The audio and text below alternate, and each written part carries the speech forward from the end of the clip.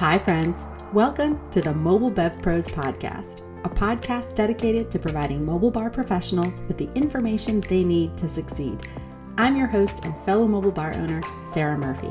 Each episode, I'll be bringing you interviews, knowledge, anecdotes, or opinions with the goal of assisting you in building a profitable, sustainable, and scalable mobile bar business that will support the lifestyle you dream of.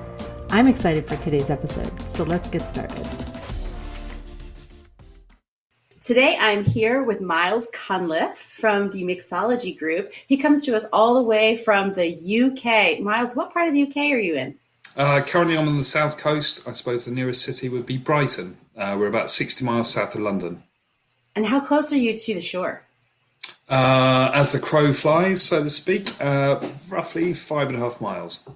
Oh my gosh. I had the pleasure of enjoying the coastline in Cornwall last summer, and it's a place that it's just majestic. It's like once you go, you never get it out of your system. So yeah, not much sand, lots of rocks, but yes, it's really beautiful down there, just very far away. That must be why I love it so much, because I actually hate sand. It gets everywhere. If you have kids, very definitely gets everywhere. Definitely. Our topic today is low and no spirited cocktails, which I'm really excited about. I specifically was excited when you decided to reach out to me as a volunteer for this topic, because it's my personal opinion.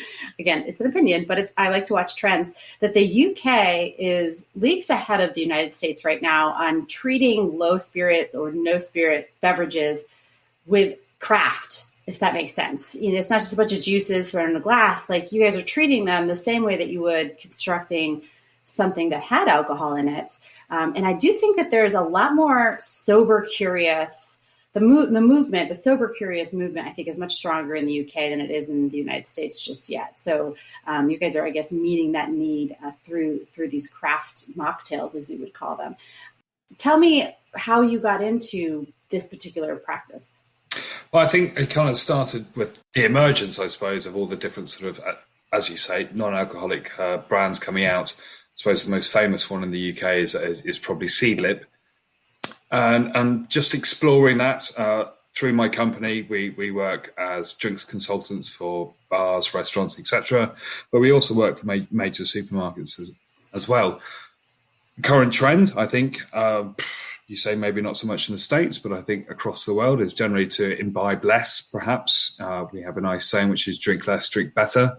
But I think it boils down to the fact that I, as an adult, don't necessarily want to drink the same drink that my children would drink on a night out, which is a combination of juices or a pre-packed drink in a juicy format or a proprietary cola brand or a lemonade, etc., and be charged here in the UK quite a lot of money to have one of these non-alcoholic mixers in a large format. It also in my mind gets really sugary really quickly, and even if you're not drinking, it's just that compounded kind of sugar dehydration in the morning, which I don't necessarily enjoy. Socially wise, again, as an adult, I don't necessarily want to be seen to have a bright red, bright orange, bright, you know what I mean? Yes. Bright drink in my hand. It'd be quite nice to be stood next to my peers, my friends, my loved ones, etc. And if they're drinking gin and tonics in those goldfish bowls with all the garnishes, etc., to have something similar to that. I know it's a placebo, but perhaps you can almost achieve the level that they are. I know this is a very dangerous ground to kind of go over, but I think it's a very interesting thing. Either stand there with a glass of, I don't know if you have them in the States, sippy cups, children's cups that don't spill. Yes, we have them. It's basically what I call children's drink, sippy cups. Do you know what I mean? Yes. Or you can stand there with a grown-up drink and feel like you're the odd one out. And I think that's really important.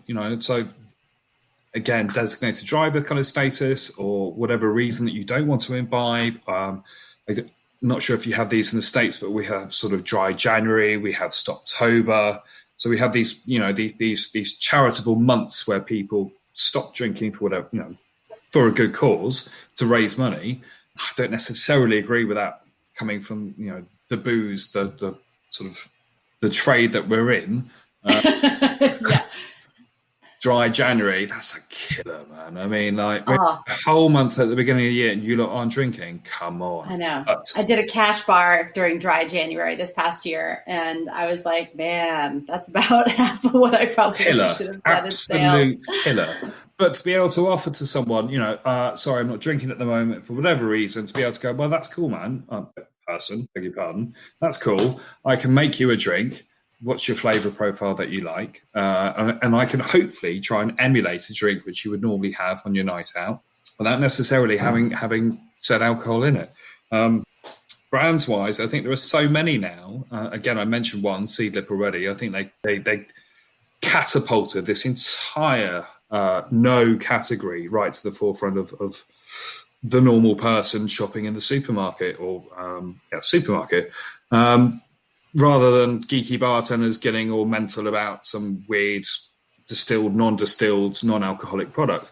But I can still offer you a drink which is tangible, which is good value, which tastes nice, hopefully. And, for the Instagram people of the world, for the selfie people, hopefully a drink which is pretty enough, which you can stand behind and have a picture taken. Absolutely. And at the end of the day, I don't work for tips anymore. I just work for likes on social media. I mean, it does. Don't we all? But anyone who wants to stand behind my drink and take a picture of themselves with it just makes me happy. At the end of the day, the monetary reward is long gone for me, and that was many years ago now. But I think partly why it's done so well in the UK is that people are quite happy with the switch. The other big thing, I think, again, it's thankful to the gin industry, but with the massive amounts of brands that we have, people are now exploring choice. And again, within the no category, we now have lots of choice. And so two brands that I covet at the moment, I think they're absolutely amazing. One's called, am I allowed to mention brands? Sorry. Please do. I mean, we actually may have some of these. We definitely have Seedlip. It's not like you guys have it in the grocery store. Like, it's hard to find here. Everything's hard to find in the UK, in the US.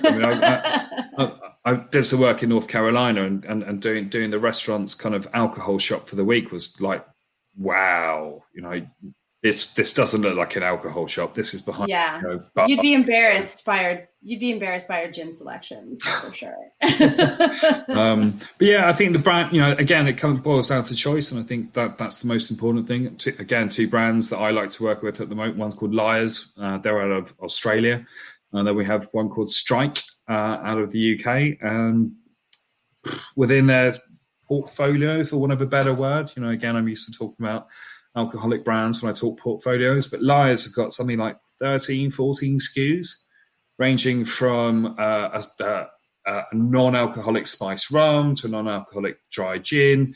They've even got an absinthe. Oh my gosh, you're blowing my mind right now. And so flavor profiles, as a mixer, bartender, whatever you want to call me, I can play. And I can make you a nice drink, and it doesn't, again, necessarily have to have any booze in it. Alcohol. And I can charge you and make loads of money.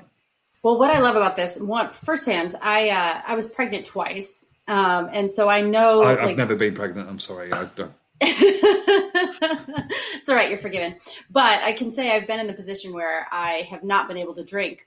But even on nights at home, when I'm like, you know what, I don't really want to drink tonight, there comes this like, well, then what do I drink? It's just like I've been drinking water all day and coffee all day, and I'm not really in the mood for, like you said, something super sugary. That's not really I'm not a sweets person. I don't do dessert either. Like, I always joke that I drink my dessert. So it's like, if I'm not going to drink, what am I going to have? And so the non-alcoholic spirits are actually really fun to play with. Like, I did actually, when I was over in the UK, I tried one of the Seedlips with some tonic. I think it was the Mediterranean Fever Tree. And it was delicious. I would have drank that all night long and not even miss the booze, because, to be honest, if I'm drinking, it's probably not to get the buzz anymore. I've been behind the bar for a long time. The buzz is nice, but like, what I want is something that isn't water. It's the placebo effect, I think. Yeah, well, and it's also boring to drink the same stuff all the time, right? Yeah. And cocktails allow us to switch it up, and and I think that's almost sour. Yeah, and I think that's a lot of why cocktail culture catches on, is it's something to drink that you don't always get. Whereas, you drink water, coffee, and tea all day long, especially tea for you guys. But the evening comes and you want something a little different. And so if you're not drinking, then it becomes, well, if I'm not drinking alcohol, like, what are my options? And the same when you're at an event, right? So if we're doing weddings and there's a cocktail menu and there's a full bar and someone's not drinking, maybe they're driving, maybe they're pregnant, maybe they just aren't drinking, right? And if the options are ginger ale, cranberry juice, it's kind of boring and lame. And it's boring. Really points. And what's your markup? I mean, right. We're allowed to go quite tradey with the speak, aren't we? Because we're obviously on a trade sort of. Yeah, absolutely. Podcast. So, how much is your markup on orange juice? Can you charge $10 for a glass of orange juice? No, not at all. And it also points at them, from across the room. Oh, they're not drinking. And maybe that's okay. Maybe if they're pregnant and they don't want people knowing that, like they want people knowing they're not drinking. Or maybe they're just like not drinking right now. And so they don't want to stand out like a sore thumb. Well, again, that person who's not drinking. It's that image of, an adult with a sippy cup. Yep, exactly. Exactly. So you said strike. And the first one, is it lies? Like I tell a lie? I'll show you a quick image, but it's Liars. So again, they're out of Australia. Oh, okay. Lyres. Yep. So that's the absinthe. Obviously, your listeners, lovely listeners, can't see that image, but I'm sure they'll be able to check it out. And then that's the next brand, which again, branding wise, I'd quite happily stuck that on the back bar. I think it looks quite nice. It looks quite grown up. It looks like a spirit. As a bartender, it's very ergonomic to pour. Same with Liars. They're all, standard 70 cl bottle. So, it fits all my rails, fits everything nicely, fits all my regular specs as well. So it's not a case that I'm expecting my bartenders to mix up or learn an entire new menu, which we all know is tough. I don't know about you, but my staff do other things. Some are students, some have 2 or 3 jobs. To expect them to have 2 or 3 menus in their head for one event is possible, I'm sure, but is that practical? Whereas, I could quite happily switch out the standard white rum that we use, which is Bacardi here in the UK, for the Liars white cane spirit. Flavor profile is amazing. Works really well in a mojito, etc., etc. Now, my only bugbear with this category is the price point of the products, because they are, I'm not sure about in the US, but here in the UK, it's quite prohibitive, shall we say. 20, 25, 30 pounds for they're going to hate me for saying this, but for a bottle of flavoured water. 100%. With no, sorry, I'm going to get kneecapped in the morning by the no industry. But well, I hope the no industry is listening, because one, there's a real, they know there's a demand for their product. There's a need for it. People are interested in it, right? But at some point, someone's going to have to enter the market with a competitive price point. At some point, someone's going to need to come forward and say, hey, you guys want this? Like, we can give it to you so that it's approachable for everyone. Just like Beefeaters has, a rail, but it also has like higher level options, right? That's what we need. We need some scale here. Well, again, for me, it's all about profitability. So you obviously pitch your price points according to the products that you work with, whack your markup on top, etc., etc. But to buy into this program, to offer these products is additional costs on the premium products that I use anyway. I could sub them out completely and just use something I've used for years. We've done a lot of halal sort of mocktail menus in the past for clients, and just subbing out alcohol for regular brown apple juice. Do you know what I mean by brown apple juice? Mm-hmm. It's like the hazy. No, just it's the normal apple juice that you get. It's not the hazy stuff. So it's. Oh, okay. I think you call it cider. Is that right over there? We do call, we have apple cider. I always get confused because over here cider is is boozy, and over there it's. we have the boozy type too. So we don't have to know half the time we don't know what we're talking about either. But just regular brown apple juice, quite happily subs out most alcohols in my mind just to make a mocktail. I just quite enjoy using the non-alcoholic sort of spirit category because I think it adds a depth of flavor which you don't necessarily achieve by that simple sub. Yes. So like when you're using Seedlip with the Fever Tree, you're getting all of those botanicals that the gin offers, right? Yep. So it's not the alcohol, so you don't get the heat, but you're not missing out on the flavor profile there, exactly. Which is nice. Which is why I think the brand I showed you second, which is Strike, they put a little bit of capsicum into their across their portfolio, and they've got they call it a non-rum, a non-gin, and a non-vodka. That little bit of capsicum adds that kind of that lingering heat that you would get from drinking a good spirit. And again, non-vodka, like really, come on, really? It's literally water. Come on, but it's actually really, really nice. And I've kind of tried to move away from tonic water, moving more onto the kind of club soda water kind of vibe, just to cut out as much sugar as possible. And it's really nice. And just again, that little bit of capsicum just adds a little bit of finish. Do you know what I mean?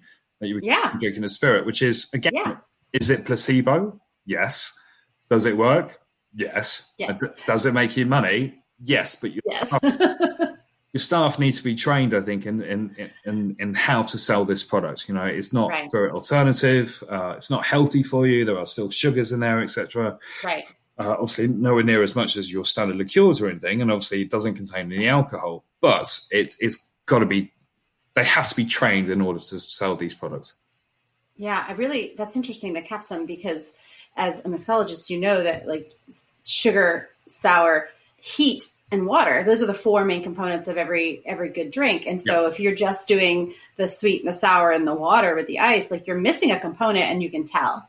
So the capsicum there actually kind of brings it full circle, introduces that, heat component. Well, it allows you to use standard normal techniques. So, you can stir these products over ice, not for very long, but you can stir them over ice. You can shake, but again, not for very long.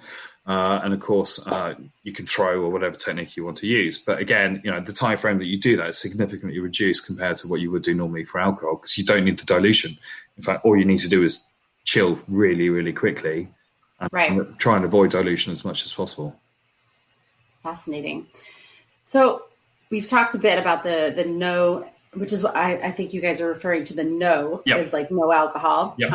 And we hear, I think, oftentimes use the NA, which is non-alcoholic. Okay. But I'm really actually interested in the low as well, because I feel like that's a real opportunity that we don't do much. Usually here it's got booze in it. No, it doesn't have any booze in it, right? But there's an opportunity there to kind of say, well, this is like a low alcoholic drink, but you could drink more of them, but it doesn't have that same effect, but yet you still get that heat. You can still use real alcohol. Like you can still use the products that are available, behind the bar if you can't get either of these three that we've already talked about.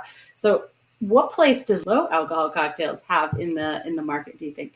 For me, it's become really, really, really big. I think the primary category that we need to focus on is vermouth.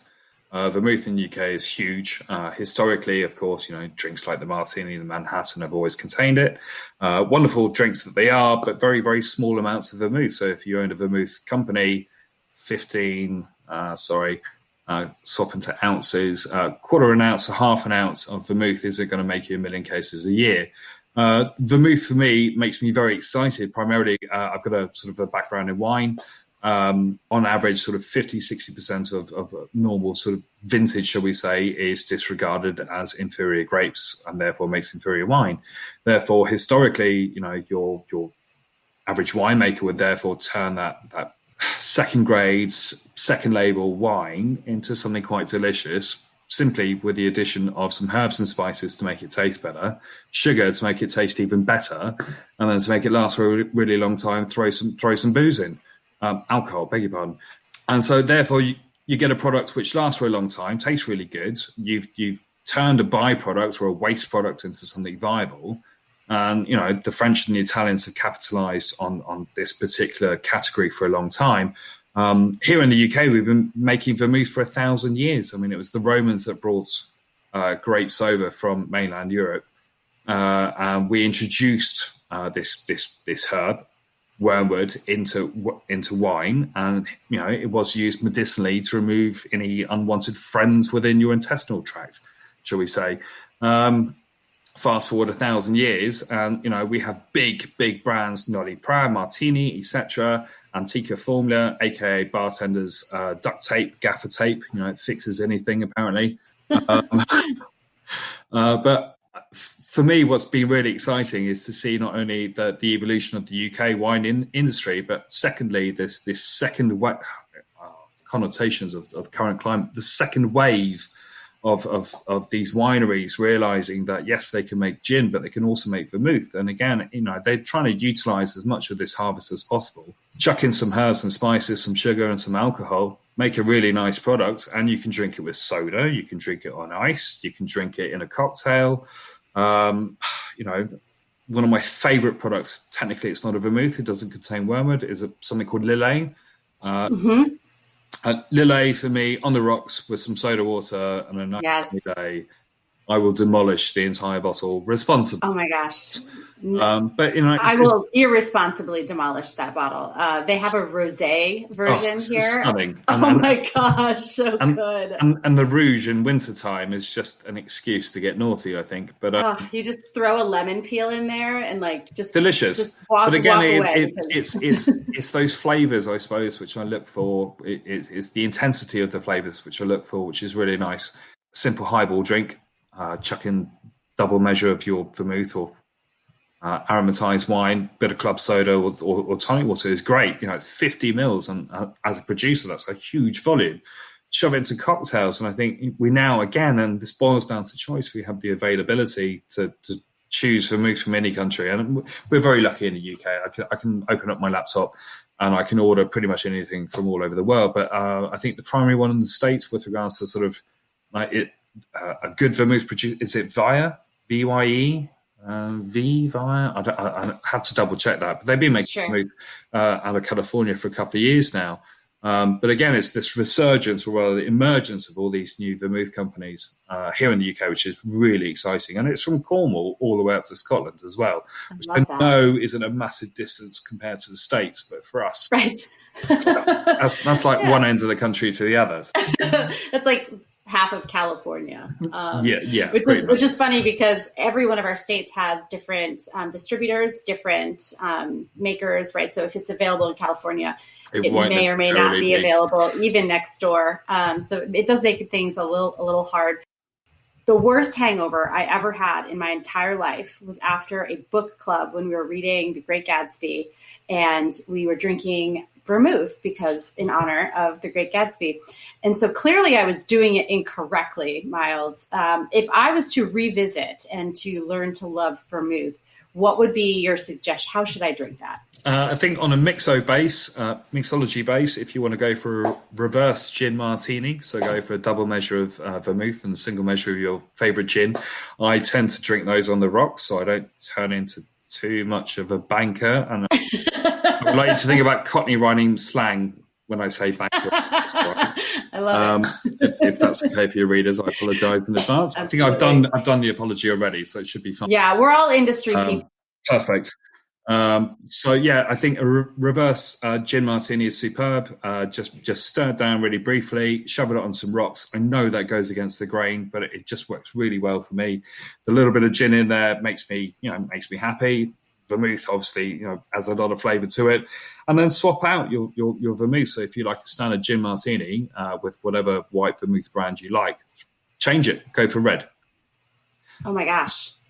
Alternatively, my favourite, again, is just a really big wine glass. Healthy 2-ounce or 3-ounce serve if you're pouring for yourself. Lots and lots of ice and a tiny bit of club soda. And then a slice if you've got one handy. If you don't worry about it.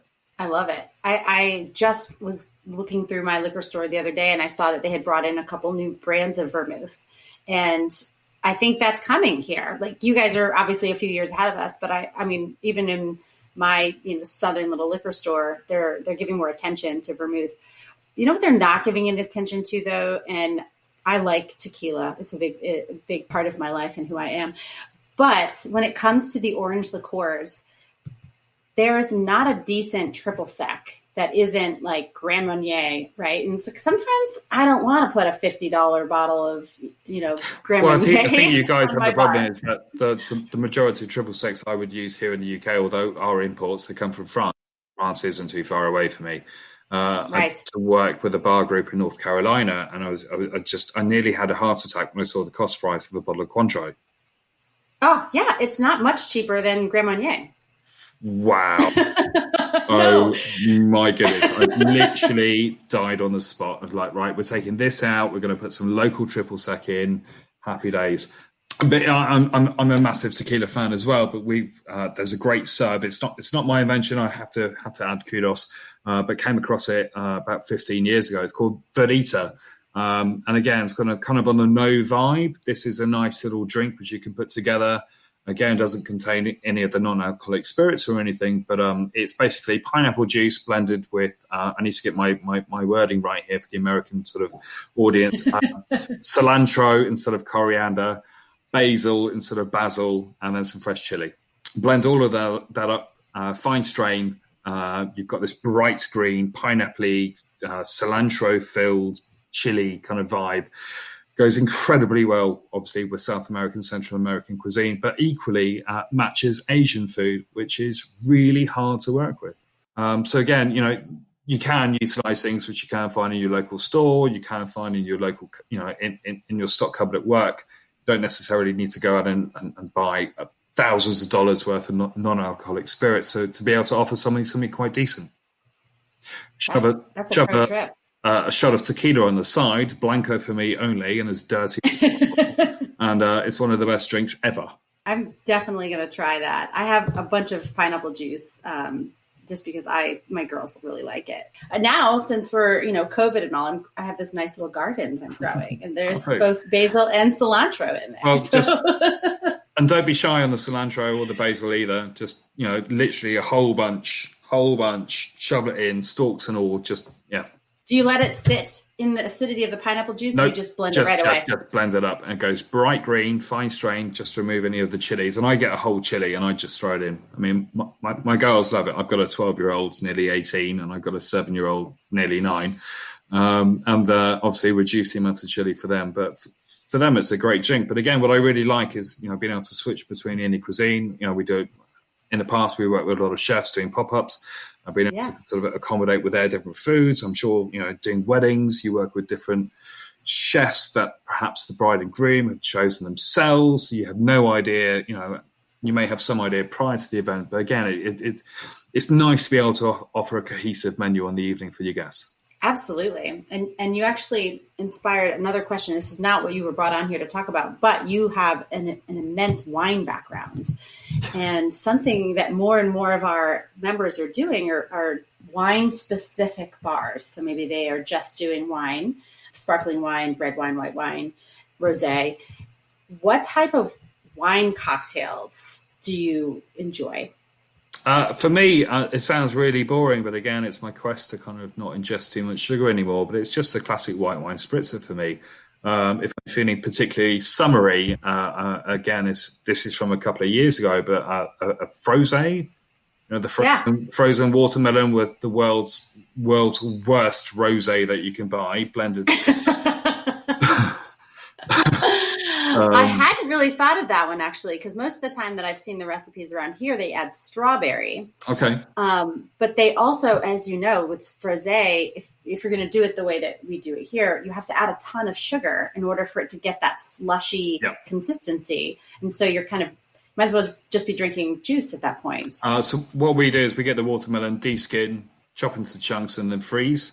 And I'm sure you know this. I'm sure your listeners know this as well. But it's the frozen chunks which helps to create the texture. I don't put those into kind of slushy machines per se. We just do those ad hoc. But yeah, I'm known to drink quite a few of those. And the other one is the classic sangria. I think you can't go wrong with that. You can.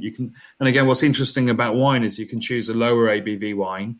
You can go for the 8 or 9%. I know most of us, before we choose a bottle of wine, turn the bottle around and look at the proof, the ABV, before we purchase the bottle these days. It's been 9 weeks in lockdown in the UK, so we're definitely hovering at the 14% kind of mark. But again, you can offer a lower alternative by just choosing a wine which has a lower percentage. And that's important, in my opinion, when you're doing events, especially longer events, because if you're going to be drinking for 6 to 8 hours, like at a wedding, then having something on the menu, like a feature cocktail or signature cocktail that's fairly low in alcohol, that isn't necessarily, this is low in alcohol because they may avoid it that way. But if it's just on the menu and it's flavorful and it's refreshing and it happens to be lower in alcohol, people will behave longer. Yeah, we have an issue with that in the UK, is behaviour. We definitely do here in the South. That is for sure. coupled the booze with the heat, I think, is. We don't have that problem here. We just have a behaviour problem, I think. Yeah. Is there anything else you want to share with our members about low, no, or wine cocktails? I think it's just keeping it super simple. I think one of the biggest drinks that we've seen putting onto clients' menus or offering to weddings and corporate events is something called a green garden, which is essentially an English garden. Have you heard about that? It's basically a mojito made with gin and elderflower cordial. Superb, great drink. And it's one of those hook drinks. Tall glass, crushed ice, mint in it. People think it's mojito. I'll have 10, please. Thank you very much. Again, we've done a lot of work with specific venues who are halal. We've done a lot of work with specific venues who have a very heavy lunchtime corporate trend. And in my experience, the days of the wonderful days, shall we say, of the long corporate lunches, long gone. They're long gone. People, they come in, they want quick food, they want quick drinks, quick chat, and then they're going back to the office. And so the green garden is quite simple. It's cloudy apple juice or cloudy cider, I think you can call it there. Fresh mint, a little bit of elderflower cordial, some lime juice, and then top soda served in the same way as mojito, tall glass, lots of crushed ice. Again, it's one of those hook drinks, goes out on a tray, front of house. People see it. What's that? Can I have one, please? Yes, fine. Can I have 10, please? Okay, no worries. And one of my clients was charging something like £7.95. That's like $10. That's good money for some apple juice, a bit of mint, and some crushed ice, and some lime juice. I mean, cost that out for me, it rolls in at sort of under £1. That's a license to print money in a legal way. That's funny because the elderflower, the bartender's duct tape, the Saint Germain is what we use here. Do you have other versions there? So yes, Saint Germain was launched by a guy called Simon Difford many years ago here in the UK.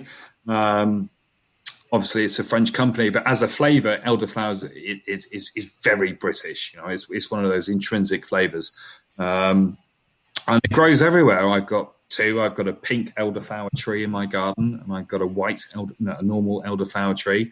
In fact, my signature cocktail contains elderflower. It's synonymous with the UK, I suppose, and flavour-wise, again, mixes really well with something like Sauvignon Blanc. But cordials are really easy to make. I'm not sure you have the climate in the southern states. I think it might be too warm there. But pick the flowers, shove them into sugar syrup, let them sit for a while, and you've got a lovely flavoured syrup. Monin do a really good one. I'm pretty sure Monin are pretty big in the US.